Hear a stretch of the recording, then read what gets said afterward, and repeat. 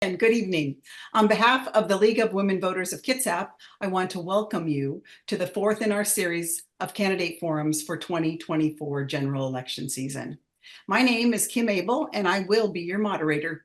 Tonight, we have two candidates for the 35th Legislative District, Seat 2, which covers portions of Kitsap County and Thurston County and all of Mason County. The public was invited to submit questions through the League's website, and I would like to thank those who did. Before we begin, I'd like to tell you a little bit about the League of Women Voters. We were founded during the days of women's suffrage movement, and the League envisions a democracy in which every person has the desire, the right, the knowledge, and the confidence to participate. The League is proud to be nonpartisan, neither supporting nor opposing candidates or political parties.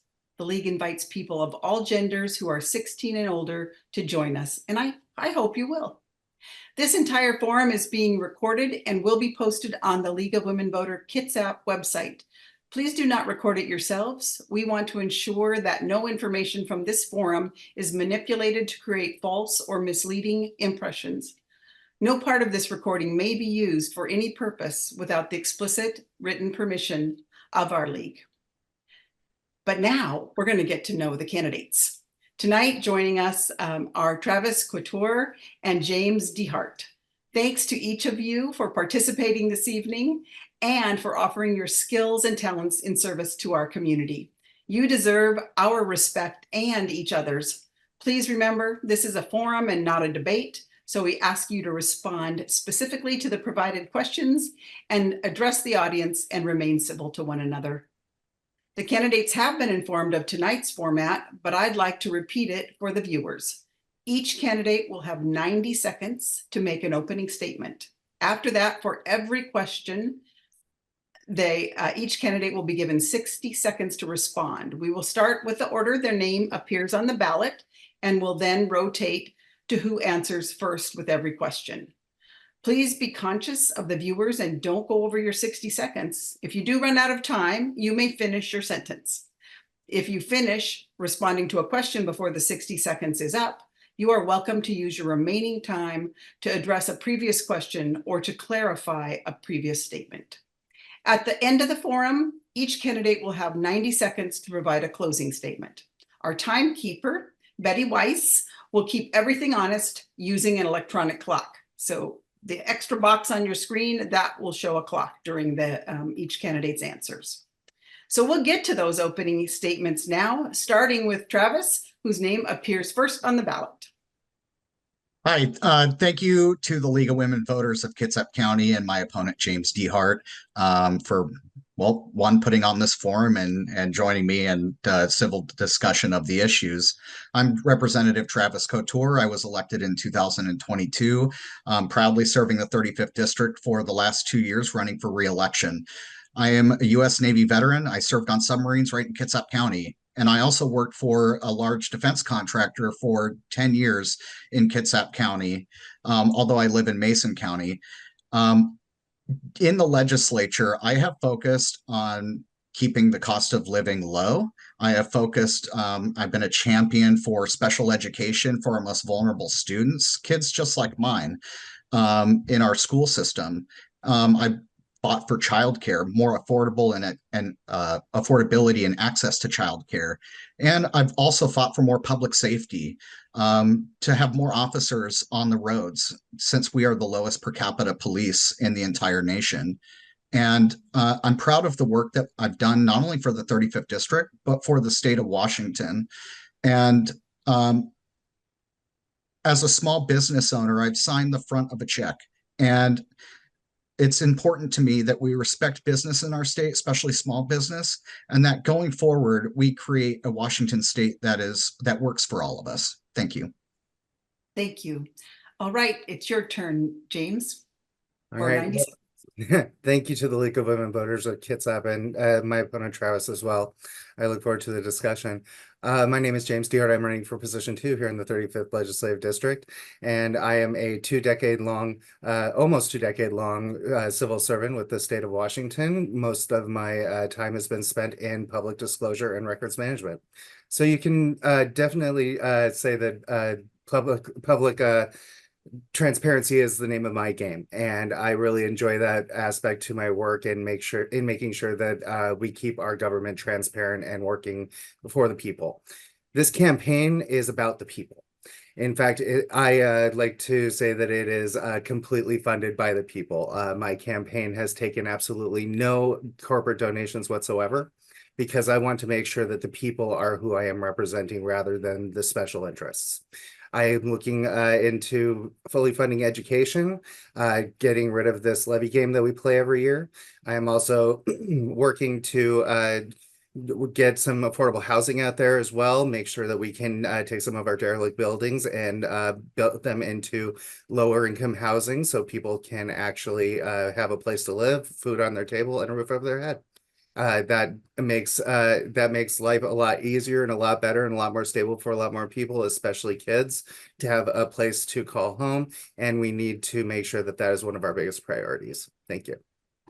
Thank you. All right, we'll get started with the questions and answers. Our first question will, Mr. DeHart, you'll get the first chance at this. What makes you the most qualified to serve the residents in your legislative district? And I'm going to say this, and it's tagged on every question, truthfully. It's like, please be specific. So I'll do it again. What makes you most qualified to serve the residents in your legislative district? Sure. So as basically a lifelong public servant and the child of two public servants, I look at the people around my district and I look at ways to help them. And this is of vital importance to know how government works and also know the administrative part of how government works. I have been on the receiving end of legislation that has been not so well thought out, and we have had to implement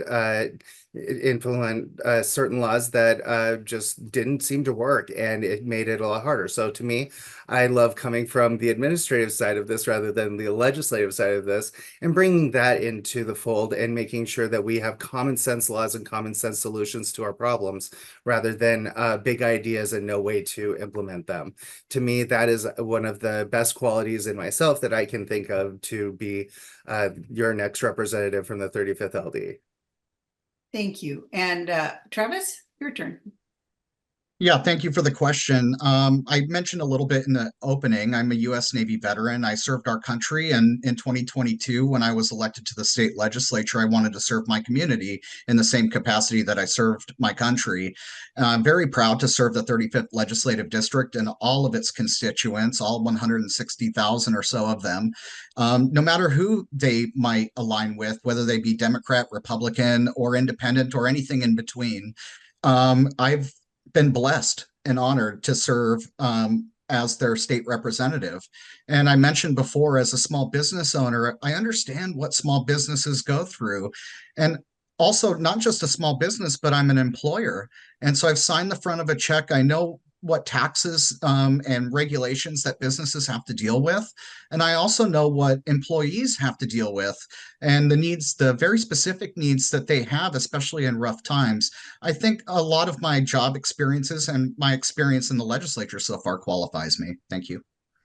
Thank you. All right, on to our second question. As we've heard from both of you, the 35th district is diverse. Much of it is on the Hood Canal and other parts the Salish Sea. Much of it is rural and has a few semi-urban areas. There are high incomes and low incomes. How do you plan to represent such diversity? Mr. Couture, you're first. Yeah, it's an important question because not every single part of the district is exactly the same. However, if you start at the top of the district in Kitsap County near Newberry Hill or Anderson Hill Road, and you go all the way south to as far southeast as Rainier and Thurston County, the feel and the makeup is very similar throughout the district with very similar needs. We have a thriving timber industry, a thriving shellfish industry, world-class industries that employ a lot of blue-collar workers in our district. And of course, because our taxes are much lower than urban areas, we do have a lot of retirees from urban areas into our district. And that's why it's important to protect people on fixed incomes and to make sure that our rural values and our rural traditions are preserved in the 35th district, and to make sure that people can retire here, they can grow here, but also a growing problem problem to make sure that our kids can stay here. The cost of living is too high, and that's something that, we need to tackle in the legislature. Thank you. Mr. DeHart? Sure, that's a great question. As a member of the LGBTQ community, I can tell you that diversity is one of the biggest parts of my life. And knowing how it feels to be discriminated against, to be left out in the cold, to, like in my native state of Montana, being barred from marrying the person I love in 2004 by a will of the people. So honestly, I can say that I know how it feels to be shunned by society and be forgotten. And now I live in a thriving, wonderful state that values that diversity. And to me, everybody in the district is important. Everybody has a story to tell, and we need to listen to those stories, and we need to listen to those people, because everybody has a unique perspective on how our government should run, how our district should be. And the rural area that we live in is so incredibly beautiful, and it's so incredibly full of people that, I think we actually have one of the most unique places in Washington State. Thank you. So now third question kind of tries to drill down a little bit in some of the things both of you have been saying. Within your legislative district, what do you see as the top 3 pressing issues that need a solution in the next legislative session? And please be specific. We'll start with you, Mr. DeHart. Sure. First and foremost, we cannot have a great society and a well-run society without education, and fully funding education, like the McCleary decision told us we needed to do, is priority number 1. We need to make sure that our schools are equally funded and, not, like I said in my opening, not playing the levy game. The second thing is affordable housing. Again, people need a roof over their head and a meal on their table, and to feel like they have a place to call home. These are very, very important issues, especially because our homeless population has really ballooned in the past few years. And the last one is affordable health care. Nobody should go to the doctor and worry about whether their pocketbook can take that visit, whether they are going to have to go back multiple times, whether they could possibly go broke. I have watched a couple family members pass away with insurance companies nickel and diming them the entire way. And I've also watched a family member lose their house, their dream house that they built themselves, because of medical issues and medical bills. We need to end this type of stuff. Thank you. And Mr. Couture. Yeah, thank you for the question. My top 3 issues are public safety, affordability, and the cost of living, essentially our economy, and a point of agreement with my opponent, James, education. Starting with education, we do need to fully fund education. It is the state constitution's paramount duty. And that's why I fought so hard to fully fund special ed, and introducing a bill that finally ends the cap, that basically doesn't fully fund our most vulnerable students in our public schools. But we do need more results for what we're spending in our public schools as well, because we have some problems in our schools. Public safety, we have some of the lowest per capita police in the entire nation, and in the 35th, the lowest per capita police in all of Washington State. We have to do a lot better for public safety. And for the cost of living, the taxes are too high. And although there's some opportunities on the ballot with initiatives, the state has to live within its means and not put burdens on the backs of our poorest people. All right. So this might kind of feel like a repeat, but let's see if we can work through it. We'll start with you, Travis. What differences do you see in the counties you would represent if elected? How would you balance those differences as you legislate? Yeah, there is no perfect way to balance every single thing. We are a diverse people. We have roughly 160,000 constituents. Not any one of them agrees on 100% of every issue. And so you have to do the best that you can to represent the majority of your district, and to make sure that you have their interest at heart at all times. And sometimes that means making tough choices on the House floor or in committee. And I've had to make those tough choices, and I'm proud to do that for my constituents. In Kitsap County and in Thurston County, sometimes, we don't have the same the same workforce. In Kitsap County, we have a large military population. In Mason County, we have a lot of blue collar workforce in timber and shellfish. And in Thurston County, we have a lot of state employees and also a larger Army population. And so sometimes those needs are different. And when you get to some of the semi-urban areas, you have to deal with some of the other urban problems that you see in other communities. Thanks. How about you, James? So Travis actually really kind of hit a lot of those issues. I honestly think that the differences in our district actually make us stronger. I believe that that we are better when we actually work out our problems together and we come to a consensus. So that's what I want to bring to the legislature. With 160,000 people in our district, I actually believe that it's a purple district rather than a dark red district. And I believe that having a balance in our leadership will actually bring both sides to the table. In fact, one of the things that I really look forward to bringing is the issues that have been kept by the wayside and bring them actually to the majority table so we can actually have a productive discussion. I'm looking forward to making that happen and working with my fellow legislators across the aisle and making sure that we can come up with real solutions for people so they can live their best life. All right. Question number 5. In your legislative district, what do you see as the biggest impediment that is holding back growth in housing and jobs? What ideas have you explored to add growth opportunities? Mr. DeHart. That's a very complicated question, but to me, one of the biggest issues that we have in our district when it comes to housing is making sure that we have enough housing. I would love to work with the federal government as well as local and private partnerships to make sure that we not only build new homes for people and low-income housing, but also, like I said, we have derelict buildings that we have just sitting there looking for an occupant to be in. And to me, that is one of our biggest issues right now. Again, our homeless population is growing ever by the day. And we just don't have enough places to keep them and keep them housed.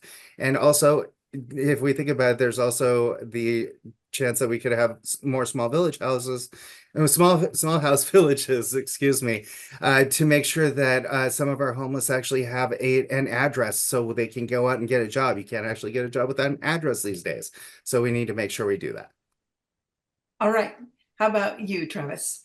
Yeah, thank you for the question. Representing a rural district, oftentimes, people try to pit urban versus rural, but here's the thing, rural districts have all of the same problems that urban districts do, except for sometimes without the resources needed to tackle those very problematic issues, whether it be homelessness or police on the ground or whatever it may be. We don't always have the same resources as the large urban centers to tackle a lot of those problems. And, when it comes to growth, what we've really focused on, myself and my seatmates in the 35th in the last 2 years, is focusing our capital construction budget dollars towards economic development and infrastructure, because you can't build a house if you don't have water pipes and power and Wi-Fi and broadband and all sorts of different things. But the state needs to do more to get out of the way of smaller rural areas and counties so that we can build those things. All right. Number 6, what will you do about the numerous unfunded mandates created by the legislature? Please be specific with any of your solutions. And Travis, you get to go first on this one. Yeah, it's a great question. Right now, our schools are facing a huge financial cliff all across the state, and it's hitting really hard in rural areas because sometimes we don't have the capacity to pass levies and bonds. I talked earlier about special ed. If you don't have a levy in your school to cover additional special ed costs, it essentially ends up being a property tax raise when the school has to cover it in the levy.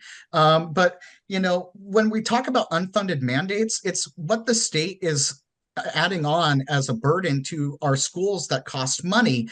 And what the legislature has done, especially during my tenure there, is pass more and more unfunded mandates and take away more and more local control. And as a result, we've seen massive disenrollment from schools and policies that do not reflect the values in some of our communities. And it's costing schools not only on the bottom line with students, but also with levies and bonds. And we can't have crumbling schools. We have to do much better. How about you, James? Sure, I'm gonna kind of go along the same route, but I'm gonna kind of take a different way here. So on the ballot is Initiative 2109, which is wanting to repeal the capital gains tax. Well, that tax only affects 4,000 Washingtonians. And in the first year of that tax actually being implemented, it put $900 million in our coffers. Now, here's the issue. 4,000 Washingtonians out of 8 million. That is money that could go into education, but if we vote that down, that is $900 million that will no longer be there. And when they say vote yes, pay less, the only people who will pay less are the exorbitant ultra rich. And so what we need to do is we need to make sure that we actually keep that excise tax. It's not an income tax, it's an excise tax. And keep that so we can actually fully fund our educational system. And again, stop this levy game, because that levy, if it weren't there, that would be a lower and middle class tax cut. And we need to keep that capital gains tax going. All right, we're moving on. Number 7, what in the next 2-year budget cycle will be your number 1 transportation budget item? James? Sure, I would love to really fix up our roads and bridges in the 35th legislative district. We have tons of rural roads that go out into basically the middle of a very, very sparsely populated area. And some of those go over rivers, some of them go over creeks, some of the roads are falling apart. It's about time we actually said yes to transportation projects in our more transportation projects in our district, because yes, Seattle gets all that money and all those transportation projects, but we need some so people don't have their bridges washed away by flooding creeks and flooding rivers, and we can make sure that people's roads don't just crumble underneath their tires. I know I don't want to replace my axles every year because I run over potholes every day. So we need to make sure that we have our transportation system well funded and make sure that we fix problems in a sustainable way, not just with a Band-Aid. With the Band-Aid is what we're doing now. All right, and Travis, what about you? Yeah, in the last 2 years, we fully funded the Belfair Bypass, which connects Mason and Kitsap County. That's a project that's been trying to get done by our constituents for, since the 1960s. Even though Governor Inslee tried to defund it and move it to the 2030s, we moved it up to present time and fully funded it and make sure that we're going to get that project done in our lifetimes. And that was, while we polled our constituents during the session, that was the number 1 transportation need across the 35th district. And, I have voted yes on every bipartisan transportation budget that has come forward, and almost every single one of them has been unanimous. We have been funding the maintenance of our roads and bridges and everything else. But the problem is that WashDOT is controlled by the executive branch in the governor's office, and it's not being run very well. And that's why we shouldn't have 40 years of one party rule in Olympia.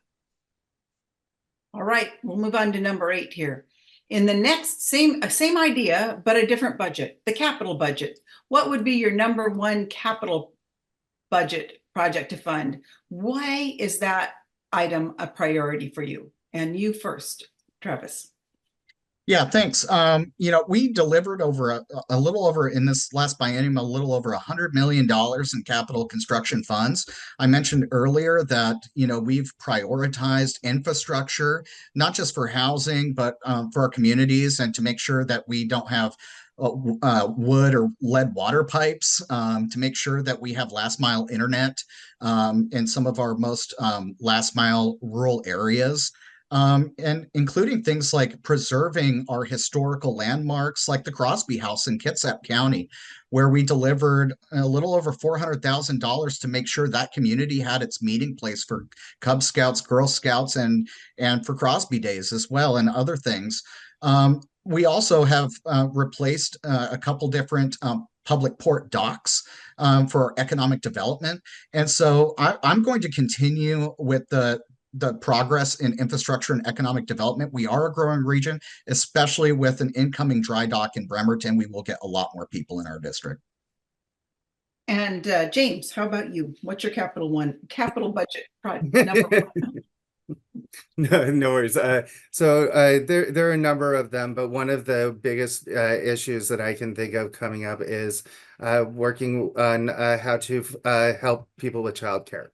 That is, people are spending sometimes upwards to a third of their income and sometimes more than their mortgage on childcare. And right now we do have subsidy programs that help childcare programs, definitely. I used to work for children, youth, and families, and I've seen the power that that program can hold, but we need to up our game on that.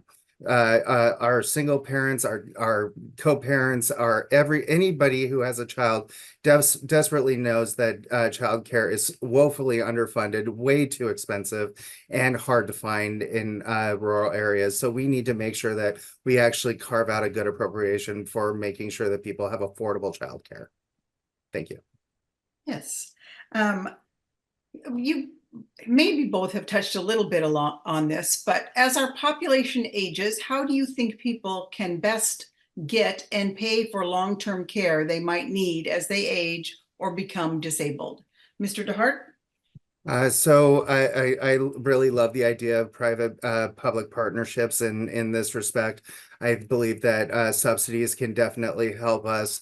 We definitely need to work on working with the aging charities aging and disability charities out there to make sure that those in our senior area are actually taken care of. In fact, right now the United States actually has some of the worst elder care in the world.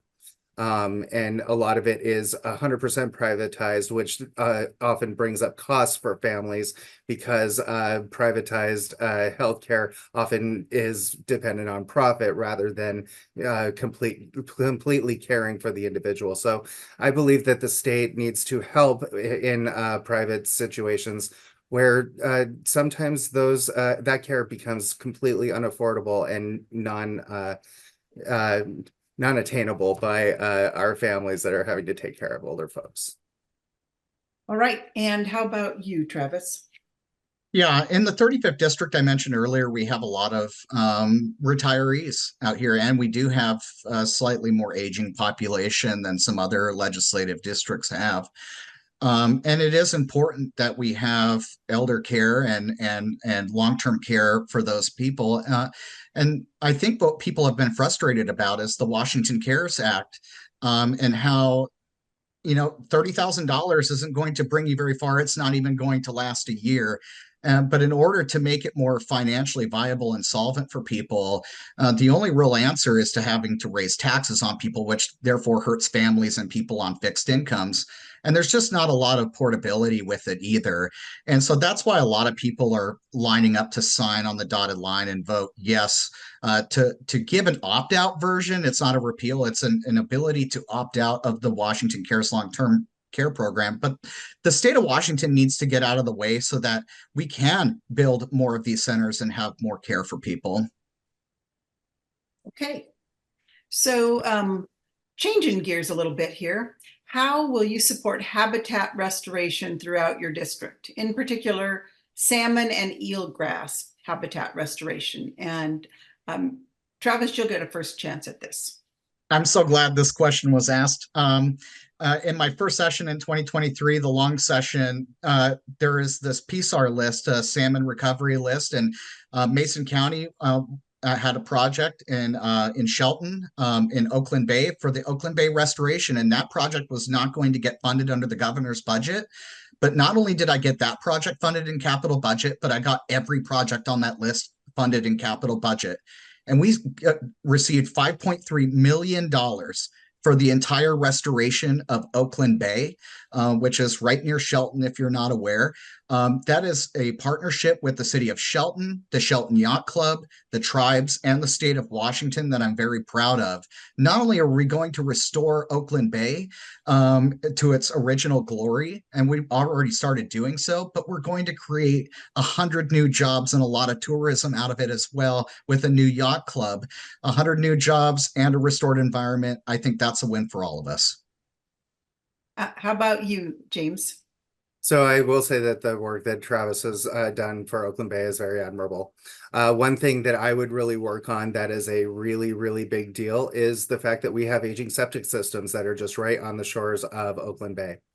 And the issue is that when those septic systems leak into the bay, guess what? It acidifies the water. It could kill the salmon, could kill our shellfish. In fact, Taylor Shellfish, one of the biggest shellfish companies and one of the biggest shellfishing beds in the country, would definitely agree with me based off of the aging septic system. So I think that what the state really needs to do is help owners of those properties either replace their septic systems or update them, or make sure that we can stop them from leaching into the groundwater. Making sure that our waters aren't acidified and killing everything in them is a big priority for me, and especially in the rural districts such as the 35th. All right. Thanks. Number 11, we're getting down the list. What can the legislature do to respond to the impacts of sea level rise along the coastal areas of Washington, including its inland seas such as the Hood Canal and the Puget Sound? Mr. DeHart. I'm sorry, could you repeat that one more time? I will. No, that's all right. What can the legislature do to respond to the impacts of sea level rise along the coastal areas of Washington, including its inland seas such as the Hood Canal and the Puget Sound? Sure. So what we need to do is we need to make sure that that we aren't spewing tons and tons and tons of carbon into the air every day, and really messing with our atmosphere and with the greenhouse effect. I believe that Initiative 2117 would kill off our efforts to do that, and it would make it harder for the state to actually deal with environmental issues that will impact everybody, not just the 35th, but in Seattle as well. So truly, we need to make sure that we can actually have the tools on our belt to make sure that we have clean air, clean water. And one way we can do that is holding those who do really high level pollution, hold them accountable and make them pay for exactly what they're doing to our atmosphere. Honestly, I'm not out there spewing a ton of carbon every day, but if I were, I would expect to be called on it. And that's what we need to do. And Travis. Yeah, I think this question just really involves, like, in our state, we value our natural environment, and we want to make sure that we're always doing more to have clean air, clean water, and stop the effects of climate change. And I think in the 35th district, we're in a unique position to do that. We have some of the best timber stands in the world, and we are one of the best sequesters of carbon because of our timber industry. But the state has hampered our ability to operate on working timber lands. And those timber lands, when the trees are young, they sequester more carbon. But when we're not allowed to work those lands and cut those trees, we're not sequestering the carbon that we could.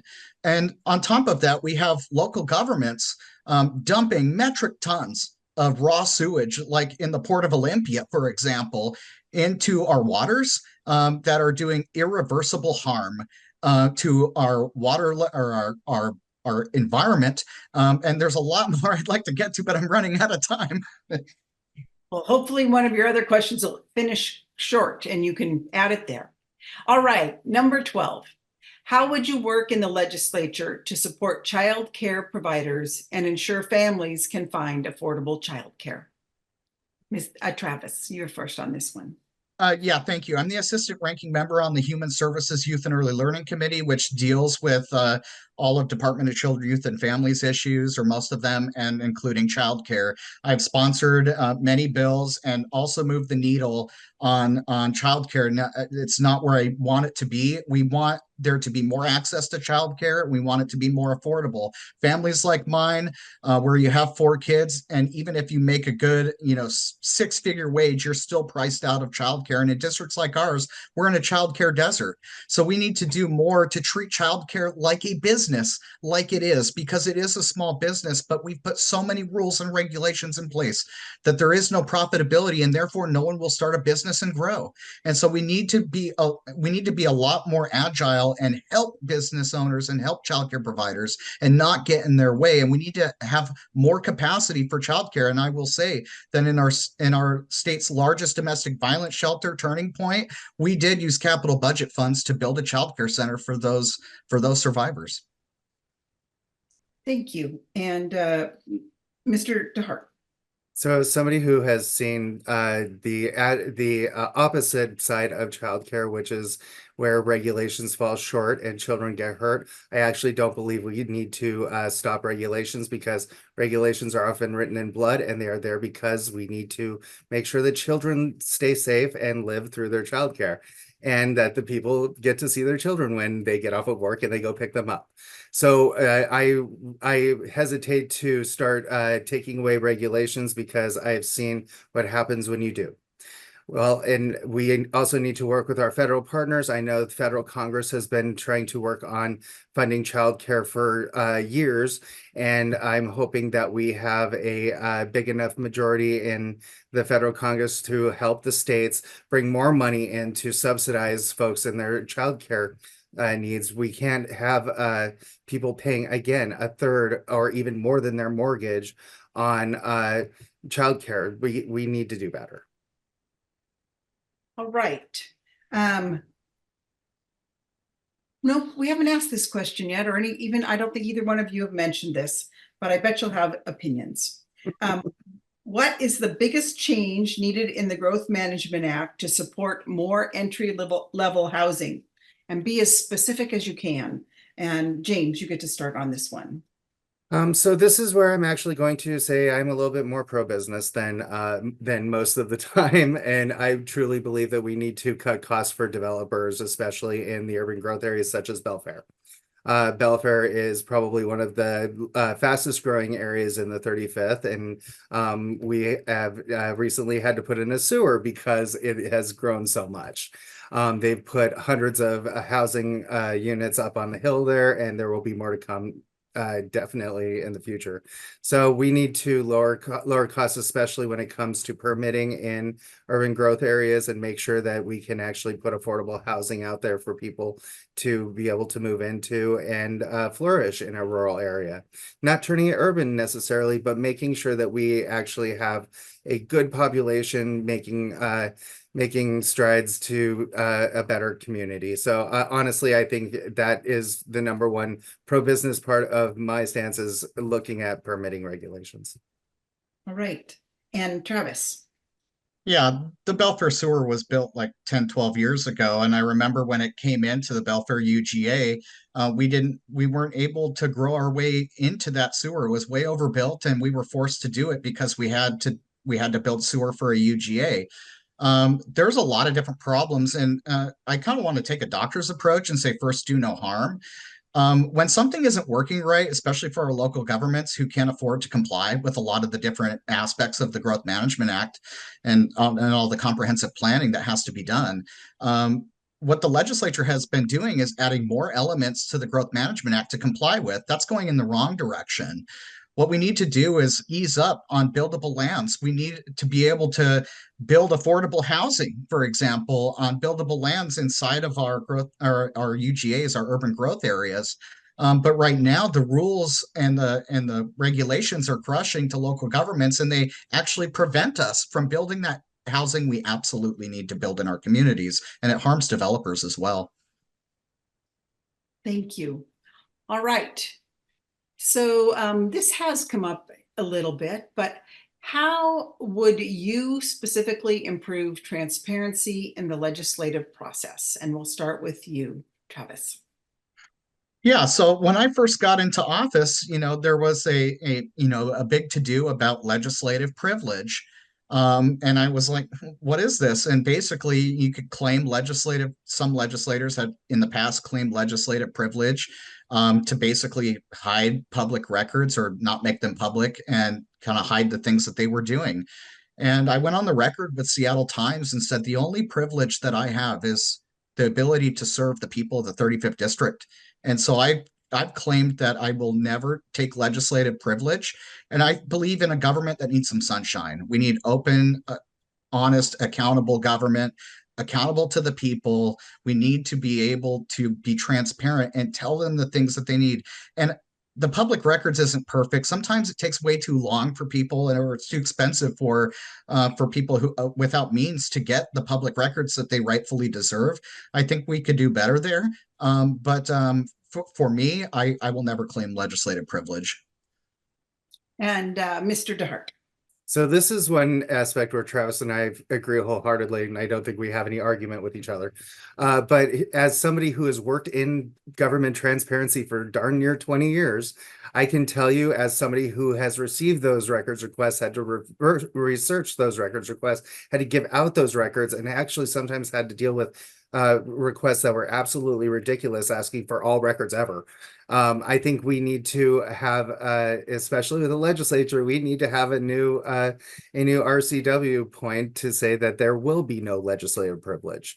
Because honestly, when the legislature tells its state agencies, you must comply with the Public Records Act, we don't care what you say, then go ahead and say, we're not going to release our records to anybody and we're going to fight it in court, that puts a hole in transparency in government. And honestly, I love the fact that Travis is not claiming legislative privilege, and I wish every single person would not claim that. And I will be one of those people who will never claim legislative privilege. All right. So if elected, what legislative committees would you like to be on in this next session? Mr. DeHart, you get to start. Sure, I'll be real quick about it, and I don't think I'll need the full minute, but education, like I said, is a big one for me. I believe that every child deserves a really good education. Transportation is huge, especially in the 35th, being so rural and so drawn out. We need to make sure people have public transportation and roads to make their way to town if they need to. And then finally, healthcare is another big one for me, because again, watching a couple of family members pass away in the past year and have insurance nickel and dime them all the way to the grave has absolutely been one of the most devastating events in my life. And so no family deserves to watch their loved one die of ALS while spending $1,200 a month on insurance just to die, and then just take it and run with it. Honestly, insurance companies can be some of the worst in the country, and we need to rein them in and make sure that we have universal Medicaid in this state. And Travis. Yeah, a little loaded question for me because I already serve on a few different committees, but I serve on appropriations. I'm the assistant ranking member on appropriations. It's the state operating budget. It's long hours, but I kind of like it. It's really great. You get to see a lot of everything. And by the time you've seen something in appropriations, you're really prepared for it when it comes to the floor. And one of the reasons I believe I was chosen for that role is because I'm an MBA. I was a program manager for a $20 billion West Coast fleet ballistic missile program with a Fortune 500 company, and also a business owner. And so, I really understand budgets, and because three of my four kids are kids with disabilities, it was important to me to be on human services, youth and early learning, to deal with children's issues. I'm one of the youngest members of the legislature, so I still have kids in school. That's a different perspective than many legislators who are older. And in education, where I also serve, special education has been something I've championed. All right, thank you. You could have said what you wish to be on. You didn't have to tell us what you were on. I'd be on the same. There you go. That's what I wanted to hear. All right. What opportunities do you see for bipartisan legislation and ways for our representative government to work together for Washington residents? And we'll start with you, Travis. Yeah, it's important to build relationships in Olympia with the other side, especially even with people that you might vehemently disagree on. But you have to be calm and rational, and you have to be somebody who's approachable, because if you're not, then you're not going to get anything done. And we've had record capital budget investments in the 35th, a record amount of transportation budget investments in the 35th district. And as a freshman legislator, I hung 7 out of 8 floor amendments. And the only reason I missed one is because I had two very similar amendments on one bill, and they took one and not the other. And so you don't get to hang those amendments. Sometimes it's after midnight. If you're not effective with the other side, every bill I've passed has been bipartisan and signed by a governor of a different party than me. And so I value the bipartisanship that happens. And sometimes, though, you have to say no. But you have to represent your district. And in Olympia, everyone understands that you have to represent your district. Mr. DeHart, for you. So I absolutely think that education is of our paramount duty, and I believe that is where we can really come to an agreement. I don't think that anybody really wants to continue to ask the people of their community to up their property taxes every year just because the school needs new books, or they need they have more administrative issues, et cetera, et cetera, et cetera. So I think working across the aisle on education issues is going to be a big thing. And Travis has done wonderful stuff with special ed funding. I'm really admirable of that. Transportation also is another thing that we can really agree on. I think we all have cars or have a need to go to the store, need to go somewhere. And I think we can absolutely agree that our roads are kind of in terrible shape. I think some of our bridges in the 35th are rated around a C or a D, which is really scary. And the fact that in 2009, we had a bridge collapse in Minnesota that put the city of Minneapolis in a standstill could very well happen here in the 35th, and we need to make sure that doesn't happen. All right. And this is going to be our last question before closing. In your legislative district, in your discussions with folks, what is their biggest concern, and how will you fix or satisfy their issues? And please explain what that is. And we'll start with you, James. Sure. I hear a lot about education. I feel like I'm just screaming it from the rooftops. Education, education. And the reason why is because it's a reason that people's taxes are going up, and the school buildings are not being fixed when a bond issue is put towards the people in certain communities. We need to make sure that we have an equal funding in all schools. And one way we can do that is by getting rid of the levy system, and again, making sure that the capital gains tax is still intact, and we can make sure that money gets divvied out to local schools. So people are also looking at making their school buildings greener. So powering them by solar power, using wind power, using hydropower in other parts of the state are also big ways that we can really make a big stride in education funding.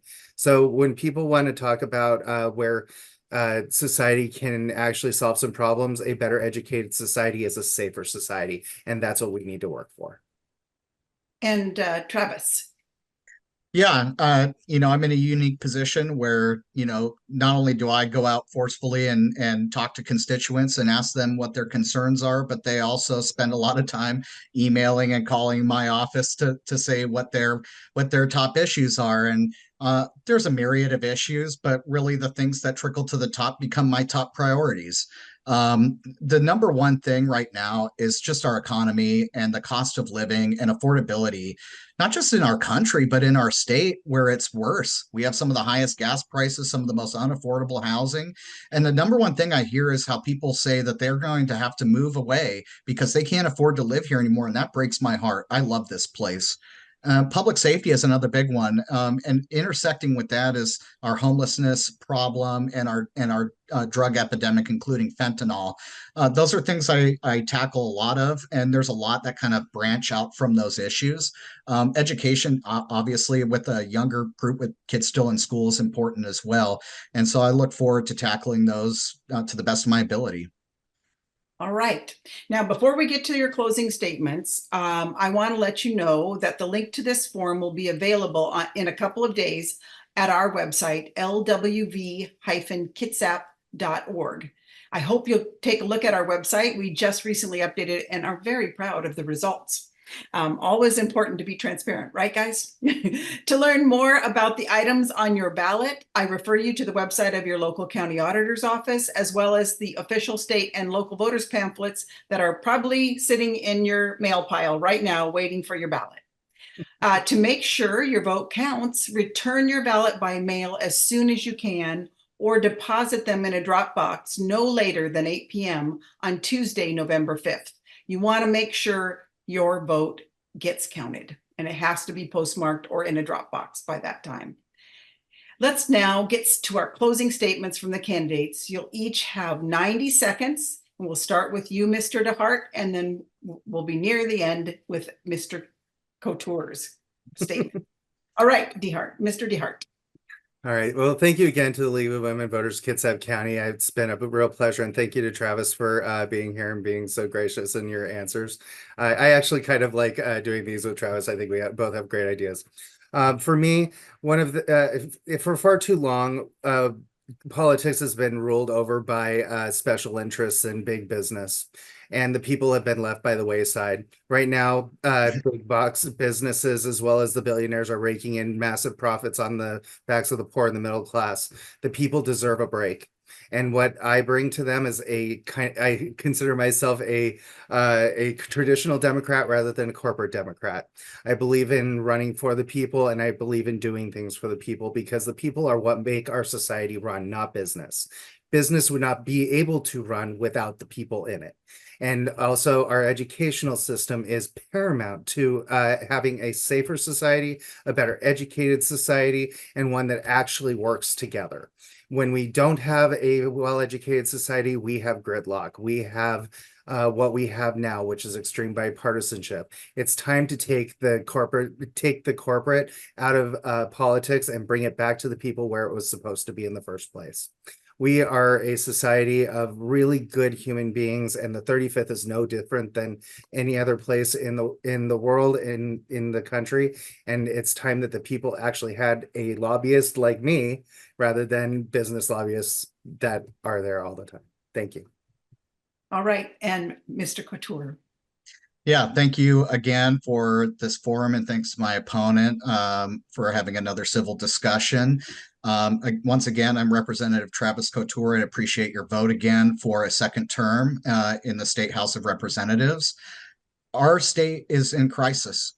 We have had 40 years of one-party rule, essentially, in the state of Washington, almost more than my entire adult life. And we've heard that we're going to fully fund education all of those years, and it was never accomplished. We have a crime wave, some of the highest crime rates in all 50 states, some of the lowest per capita police. We have some of the most unaffordable housing, unaffordable childcare, unavailable childcare in the country.